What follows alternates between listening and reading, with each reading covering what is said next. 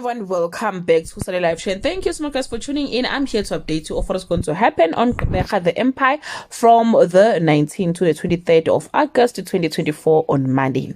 Back at the helm, Hlumelo want to make sure that everyone is on board with how the hotel will make money. Nonhle tried to do something about her love life and it backfires on Tuesday. Hlumelo set out to rectify Thulani's mess. He asked Toki to organize the goals for his client. Vuyokazi is running out of time to convince Xolani to turn state witness on Wednesday.